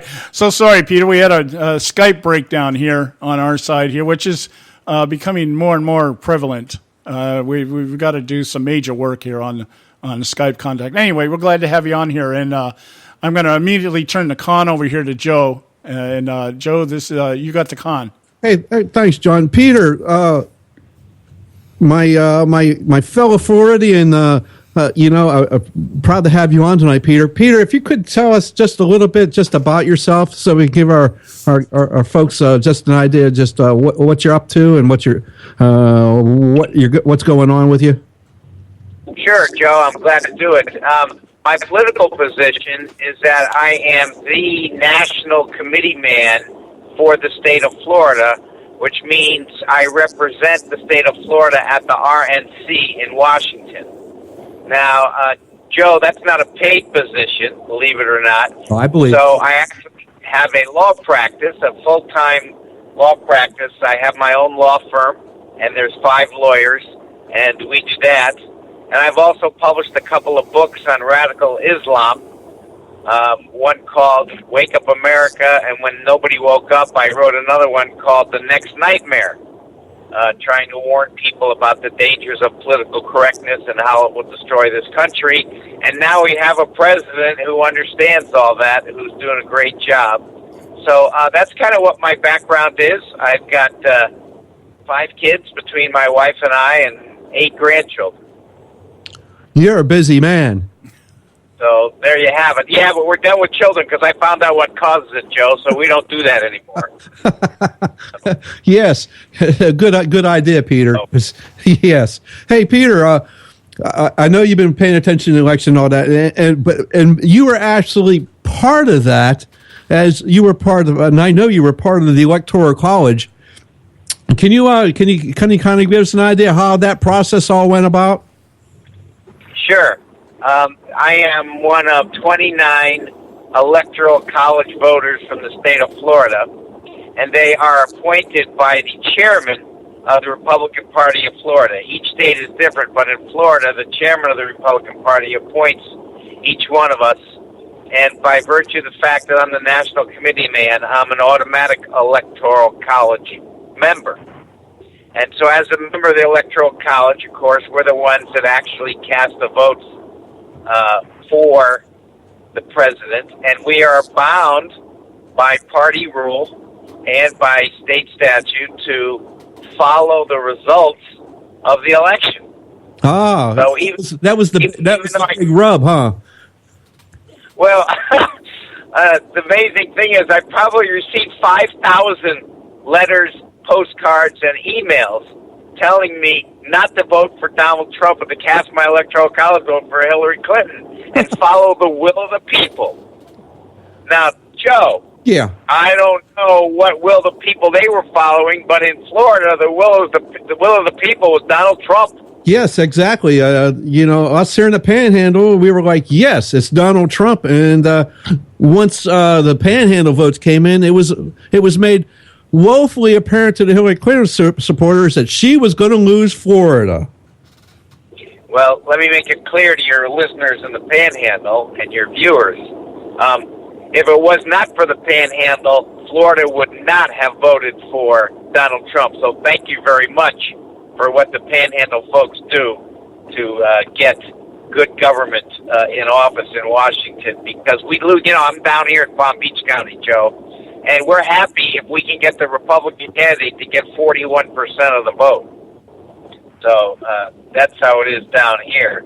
Heck, when I lived here 35 years ago, we met in a phone booth, our Republican Executive Committee. So we're a little bigger than that now, but it's hard. Yes, I can understand it. So there was a lot of undue pressure put upon you to change your statutory requirements to follow the will of the people, as they're saying. And so I'm sure that was a lot of fun for you. Well, it was fun, but it was also crazy. I'd have the mailman drop off a white plastic bin at my door every day filled with letters telling me, here's the amazing thing. You look at the riots that took place in Washington during the inauguration where I was, what happened out of Berkeley last week, and these people just will not accept the fact that America voted and Donald Trump won. It's just incredible. And they're doing everything they can to discredit this man, and it's not amazing because the left is the left. They are they don't believe in free speech. No. They don't want to accept things that they disagree with. And look at what happened in Berkeley last week. And I'm afraid, Joe, that this is just the tip of the iceberg. So tell your National Rifle Association members out there to keep their powder dry. I don't think it's going to get better anytime soon. No, and I'm pretty sure. As I was telling John earlier, I think these folks are actually what they're trying to do is they want somebody to die. They want people to die over this, and so they can use it for whatever political purposes they have. But unfortunately, I think that's where they're trying to push people into this. So I hope that people. I hope that the rent a riots are put away here, because that's basically what these are. Right. That's exactly what they are. And I've never been called a Nazi so many times than like I was up in Washington during the inauguration. I guess they have to call us Nazis because in their mind it's okay to try to punch out a Nazi. So if I'm a Nazi, they can try to punch me out. But there is a lot of police protection, and I never felt personally in danger from those. In fact, I wanted to engage them, but my wife, she wouldn't let me. She said, please, don't engage them. Yeah, because they're not reasonable people. Right. But the Electoral College process was the beginning of, actually, that wasn't the beginning of people not accepting. Believe it or not, Joe, it started in our own party at the convention. Joe, I was on the convention rules committee up in Cleveland. Yes. And there was a whole well-organized group of Republicans that wanted to deny Donald Trump the nomination when he was clearly the winner under party rules. Yes. And it started then with our own party folks, and now it has gone over into the other side, and it hasn't stopped since. It's amazing. Well, I'm not sure if it's completely gone over to the other side, because I feel that there's some feet dragging going on by our own party up in D.C. right now. So, and it's kind of disgusting, to be quite honest with you. Yeah, I have to disagree with that. You know, I know Reince Priebus pretty well. I know Sean Spicer pretty well. I will, though, agree with you when I hear people like John McCain and Lindsey Graham going after the president. It does make my blood boil. I will agree with that 100%. You know, we have enough problems with the likes of Chuck Schumer and those folks. We shouldn't have to deal with dissension from our own party to make things worse, especially John McCain, who ran and failed miserably in 2008. Yeah, well, the Susan Collinses of the world and the Lisa Murkowskis of the world, trying to put the kibosh on his nominees for education secretary while they take money from the NEA and the other teachers union. Yeah, they're not very. Right. It's not very opaque. There, we can see through that. And I missed it. I've been busy today. I've been in court. I didn't see any news on the education secretary. Is there any news on that yet coming out of Washington? I have not heard. Have you heard anything about that? What I've heard is that we're still kind of at a stalemate here, that it's going to be Mike Pence is going to have to come down and cast a deciding vote. I do know that the Democrats have announced that there's going to be a 24-hour filibuster type situation going on where they're all going to get up and talk and do what they do best, and that is rant and rave and cry and moan and groan, hoping that they can sway at least one more Republican to join their ranks and undermine the nomination of Betty DeVos. You know, one thing I will say this, if I can just interject this comment here. You know, we have the upcoming hearing that's going to be taking place on the confirmation of the Supreme Court justice that Donald Trump has nominated, and I think even more important to the liberals than whether or not Trump gets his nomination on the bench is the fact that this education secretary, because we really have to be honest and understand that to have somebody like Betty DeVos in there in the education department really is going to obstruct a lot of what's going on the campuses today. And they're more important to the liberals than the Supreme Court is the education system, because that's where they're building the ranks for tomorrow. And so I think that's why there's such a concern about this woman getting selected, because she's more into the idea of what that conservatism really, advances, and that is that parents should have a choice as to how their children are educated. That's really what it's all about, right, versus the state. It is. Right. Yeah, so that's just my comment on it. But as it stands right now, we're going to have 24 hours of ranting and raving. Maybe they'll all do another sit-in or whatever. But this looks like it may come down to Pence having to actually come in and cast that deciding vote. That's all. That's what I know as far as up to date, as far as I can tell right now. Okay, yeah, well, yeah, I know there's a lot of misinformation out there about Betsy DeVos. I've even had heated discussions with my son's wife over it, so it's pretty wild. Same with this whole executive order, Joe, on the immigration ban from 7 failed state countries. Yes, it's a pause. It's a pause. It's not a ban. It's not a ban. And Peter, we're gonna have to take a break here, Peter. So I just wanted before you, but you hold the thought though, because I would like to talk to you about the ban, quote unquote ban, and the language that's being used about President Trump's just authority to go ahead and protect us. So we're going to have to take a short break, and then we'll be right back. So, Peter, please stay on the line with us, okay? Sure, you got it. All right, thanks. Go ahead, John, run it.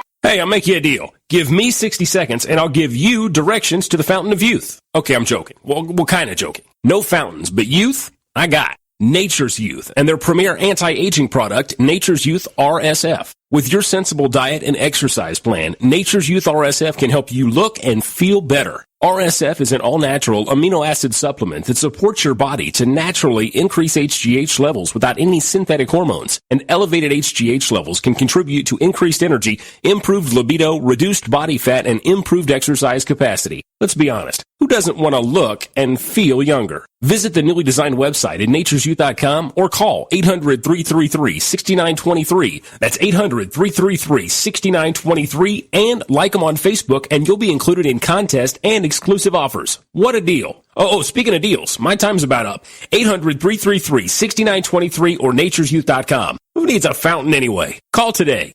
Extend your life with Extendovite. When I had a heart attack at 42, I was not sure what the future held. But a year later, the doctors could find nothing wrong with me and took me off all my medication. What did I do? I took a herbal mixture of garlic, cayenne, and a few other herbs mixed in liquid form. I now call this Extendovite. I would have never believed that a few simple herbs could actually change my life like they did. Now it's your turn to see what the powers of garlic and cayenne can do for you. For only $69.95 plus shipping and handling for a 2-month supply of either capsules or liquid, you too can begin on your path to better health. For more information, call 1-877-928-8822. That's 1-877-928-8822. Or visit our website at heartdrop.com. Extend your life with Extendovite. I've owned my company for 14 years now, and I can tell you that payroll is a 4-letter word. I hate doing it. It eats up hours I don't have, and it costs me money I could be saving. But my accountant's too expensive, and I'm not sure who to call, but I know I need help. We're Paychex, and we take all the hassles out of small business payroll. We save you time and money. It's easy. Call, fax, or give us your payroll information securely online, and we take care of the rest. We calculate the correct taxes, manage payments and direct deposits. We even send out your checks. Payroll doesn't need to be a 4-letter word anymore. We're so sure that we can save you time and money that we'll give you a month's payroll free. Just for calling 877-663-3830. Get 1 month's payroll for free. Call Paychex right now. 877-663-3830. That's 877-663-3830. Hey, I don't back anybody unless I believe in them. And I do believe in the value of investing in gold and silver. And the company I trust to buy my gold and silver from is Swiss America. I've been working with them for nearly a decade. I trust them, and you can too. Swiss America will help you sort through and find the best options available when you're considering investing in gold and silver coins. Listen, for over 30 years, Swiss America has been offering Americans what they want in their investments: safety, liquidity, quality, reliability, and a potential profit. Gold and silver have a place in every investor's portfolio. So, why not let Swiss America help you diversify your investment portfolio now? Call now for free information. 800-978-3907, 800-978-3907, 800-978-3907, 800-978-3907. Individuals and businesses with tax problems, listen carefully. Do you feel like you're losing control of your finances? If you owe over $10,000 in back taxes or have unfiled tax returns, we can help you take back control. The IRS is the largest and most aggressive collection agency in the world, and they can seize your bank accounts, garnish your paycheck, close your business, and file criminal charges. Take control of your tax problem now by calling the experts at U.S. Tax Shield and take advantage of the Fresh Start program and new laws that may allow us to negotiate a settlement for the lowest amount possible. Our team of tax attorneys and enrolled agents can stop collections and get you protected so you can take control of your financial future. U.S. Tax Shield offers a price protection guaranteed quote to get you protected today. U.S. Tax Shield is A+ rated with the Better Business Bureau, so call now. 800-380-2906. That's 800-380-2906. U.S. Tax Shield. 800-380-2906. Now back to the Conservative Syndicate. Real conservative talk from real conservatives.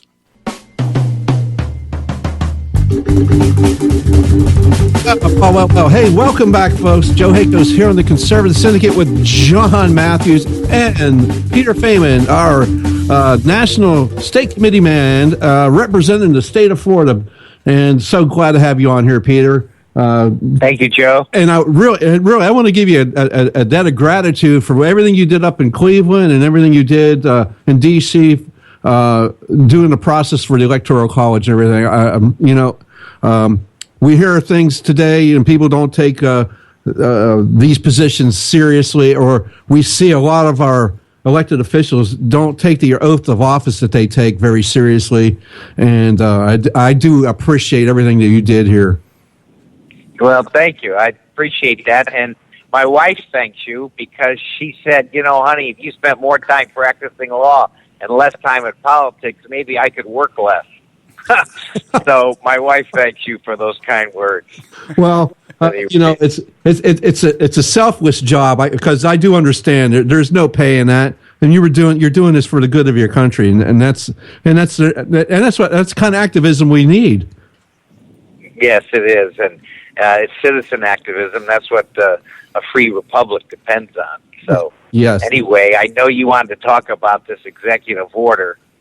So go ahead, ask me any questions you want. Well, the executive order, to see how it's been described, and as I stated on the show the other day, the executive order, and they're calling it a ban, and it's like it's not a ban. It's a temporary halt to the visa process, and they're like, you don't have, and then the Seattle judge comes out and says, you don't have the authority to do this, and it's doing undue harm to the state. I think the state of Washington and the state of Minnesota and their budgetary process for college and stuff. If I recall, it's preposterous. It's preposterous. Here's the thing.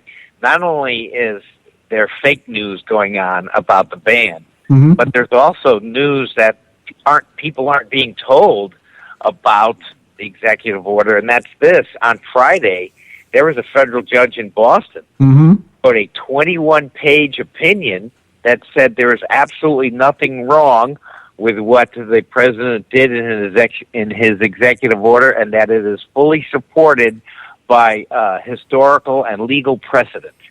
But you haven't heard any of that report. The only opinion that we hear about is this guy out in Washington who, from what I understand, is a little quirky himself.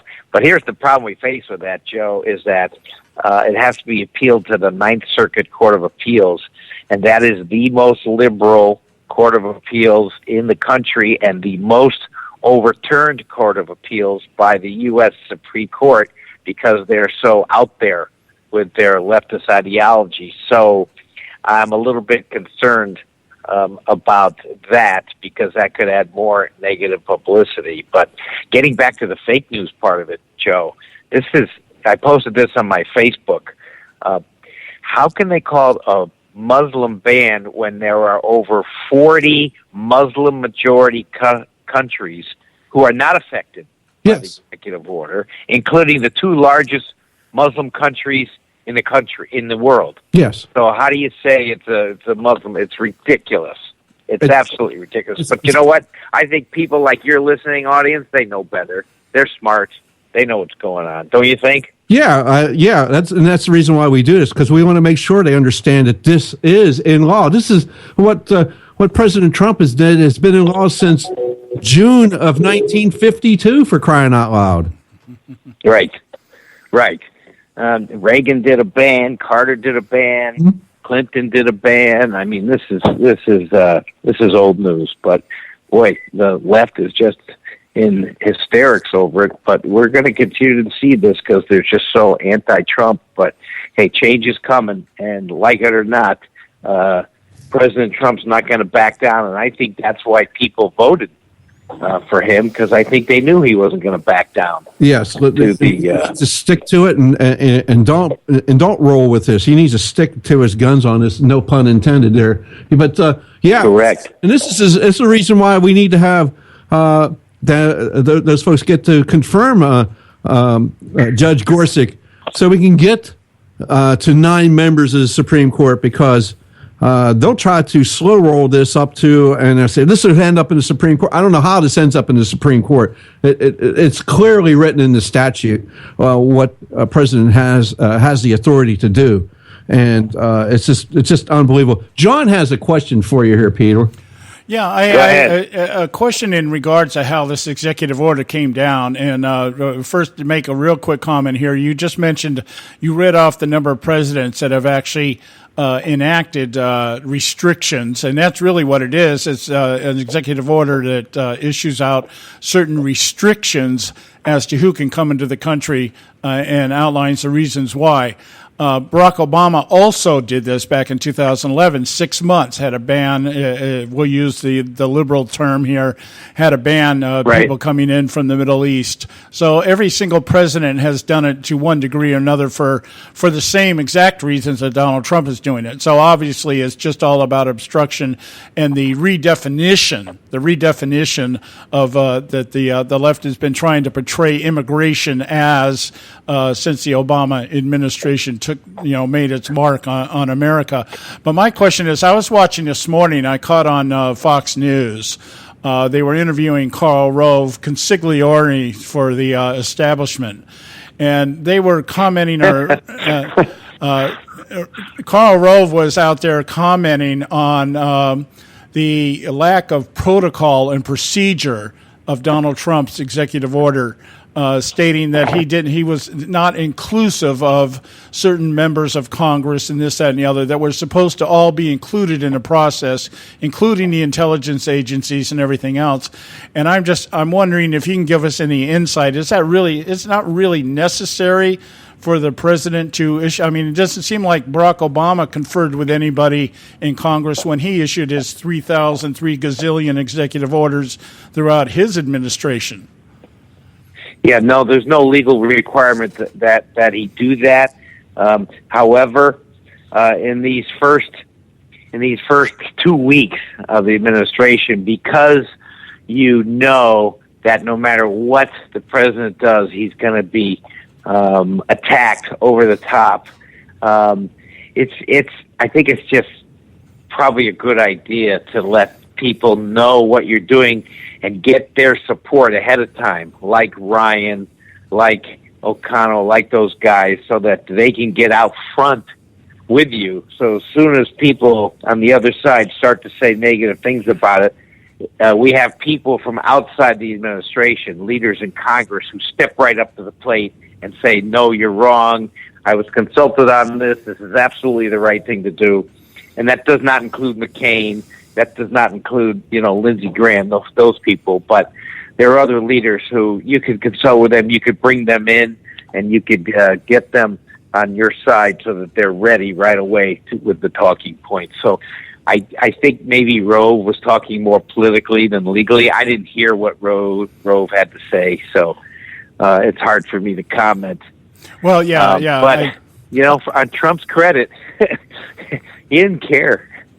Yeah, he's going to do what he thinks is right, and and it's hard to fault that on some levels.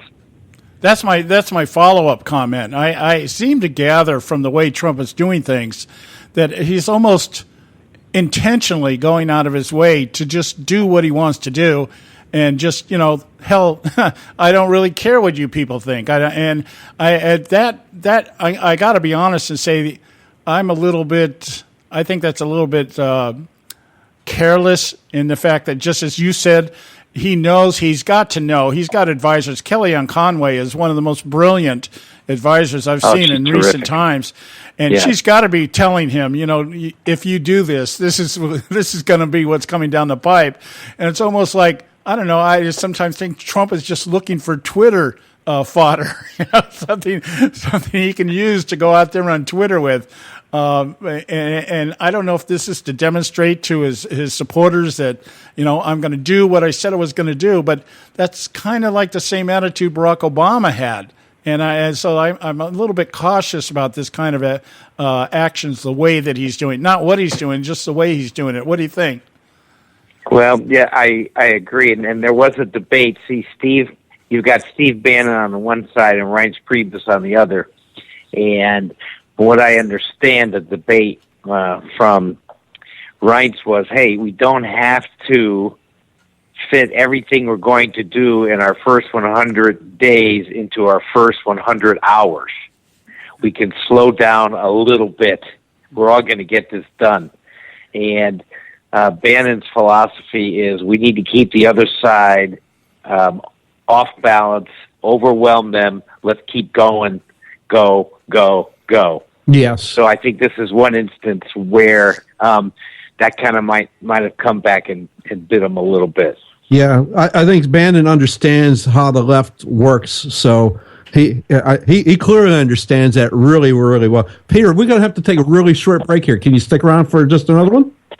I really kind of pretty much got to go. Okay, no problem. At this point, but I'll be glad to come on your show again, Joe. No problem. John. You have anything that you want to have people so they can get a hold of you? Want to have them read your Backhoe Chronicles or something like that? Yeah, that's the best thing is, and then if they want to friend me on Facebook, they can follow my Backhoe Chronicles, which I publish about once a day. I've published about 15 of them at this point. I'm kind of chronicling the first 100 days of the administration. The reason I use backhoe is because that's how you drain the swamp. You first got to take a backhoe and dig and let the water run out. So the Backhoe Chronicles, I think I got about 3,000 followers. So go ahead and friend me on Facebook, and you can be part of that. All right. Well, thank you, Peter. I do appreciate it, and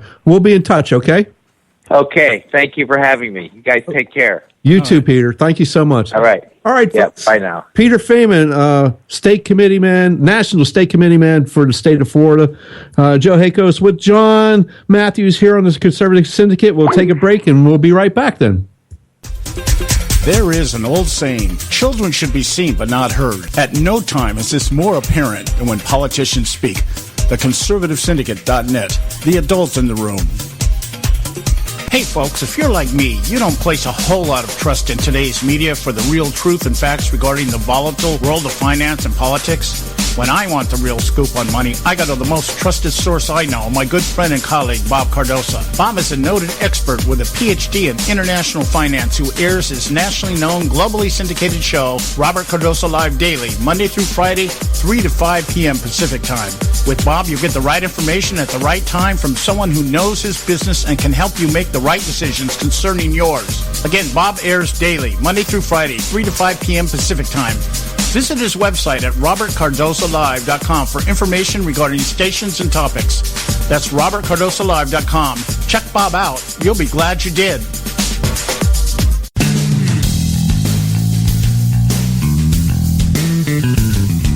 History affirms a vibrant civil society thrives on freedom of conscience, religion, and choice. Any society absent these qualities stifles individual responsibility and accountability, thus enslaving its people by denying them their potential for goodness, creativity, and altruism. To that extent, oppression, coercion, and totalitarianism are multiplied exponentially. To counter such outcomes, the American Freedom Alliance was formed. The AFA is a nonpartisan, non-aligned movement which promotes, defends, and upholds Western values and ideals. The Alliance strives to build an international coalition of citizens of the West who together promote and protect moral values, democracy, and freedom. To find out more and become part of this valuable asset in the preservation of freedom and all its rewards, contact us at AmericanFreedomAlliance.org. That's AmericanFreedomAlliance.org. Let freedom ring. Now back to the Conservative Syndicate, real conservative talk from real conservatives.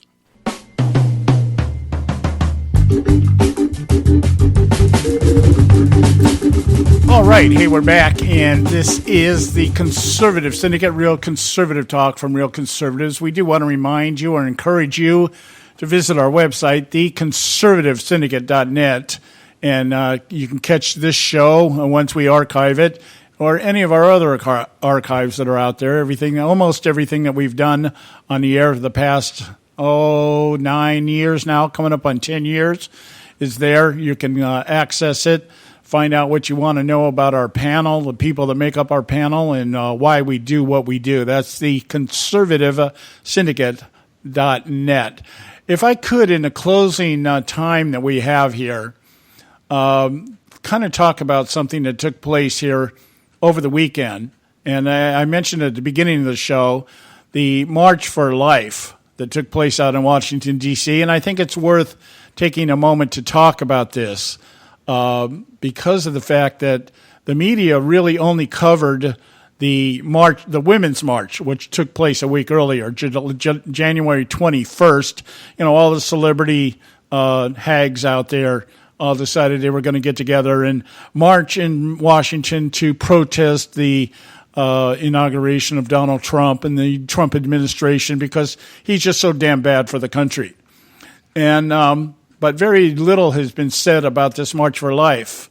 And I just want to kind of point some things out here. For one, I just found out this. I'm going to be honest with you. I have to be totally upfront and frank about this. I didn't know there was a pro-life march that was taking place in Washington every year. This has been going on for 44 years.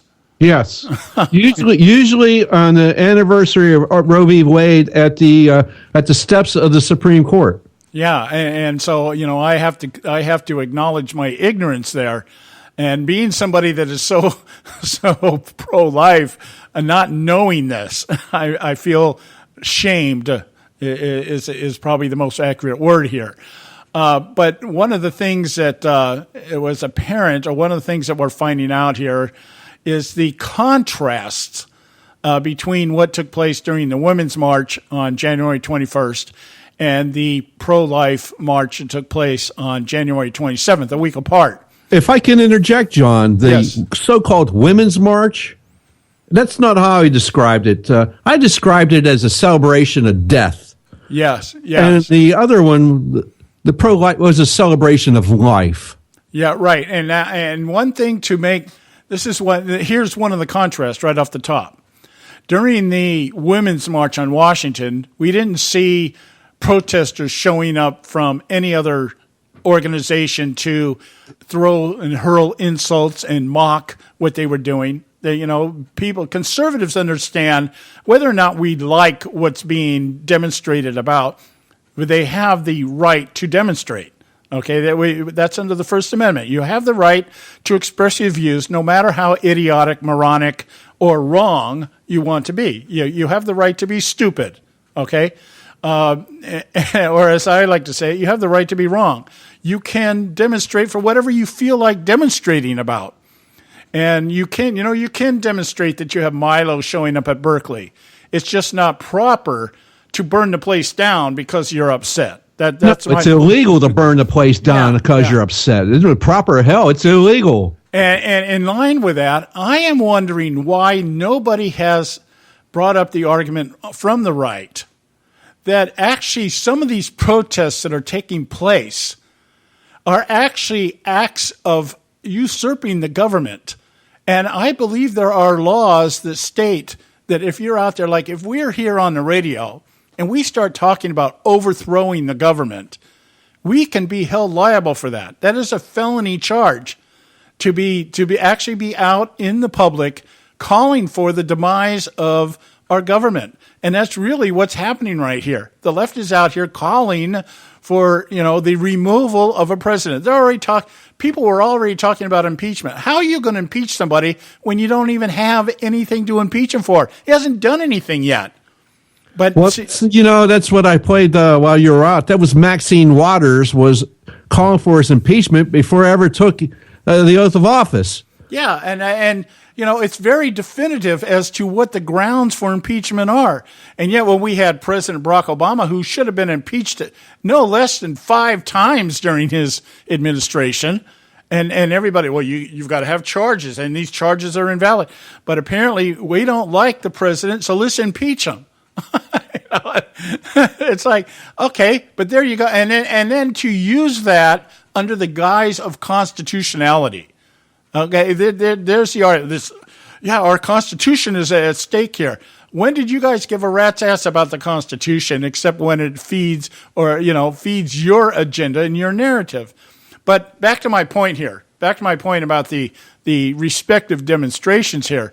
At the pro-life march, and I understand the numbers were in the 850,000 people showed up at this thing, and they were mocked and insulted, and there were actually some assaults of women that were spit on and stuff by protesters. These protesters, I guess, stuck around Washington for a week and came back out to mock and harass the people that were doing the pro-life demonstration.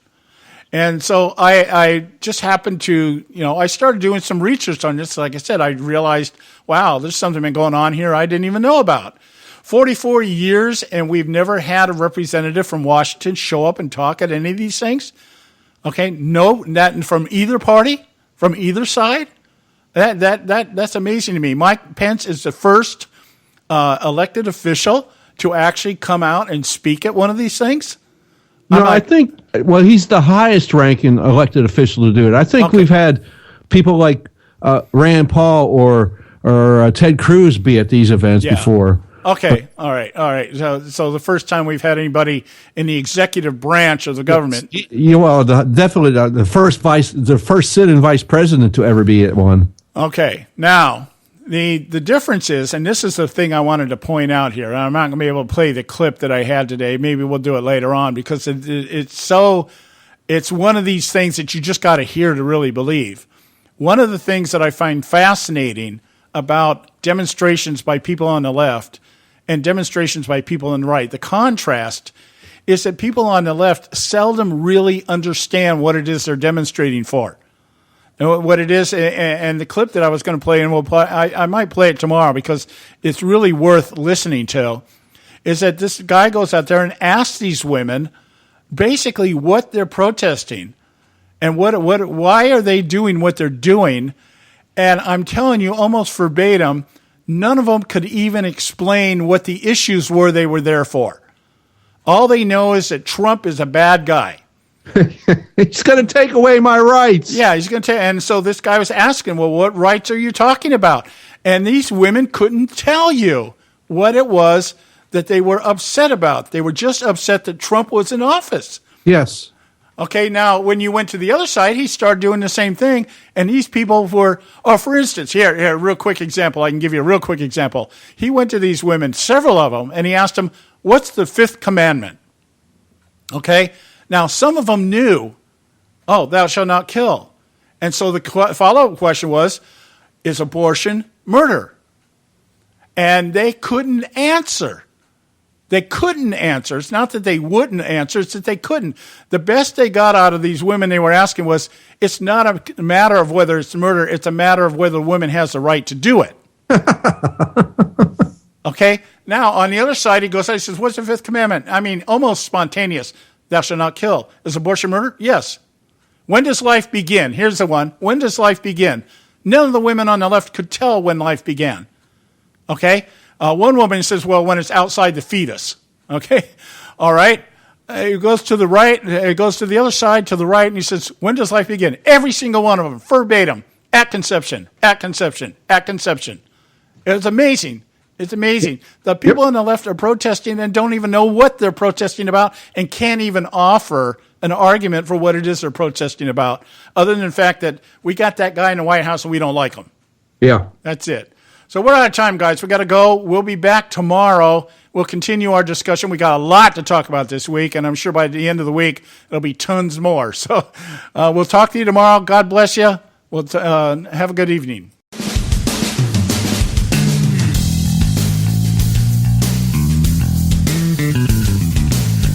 Thanks for tuning in to this edition of the Conservative Syndicate, the nationally acclaimed, globally syndicated, politically incorrect talk show that seeks to tear down the imaginary wall of separation between church and state.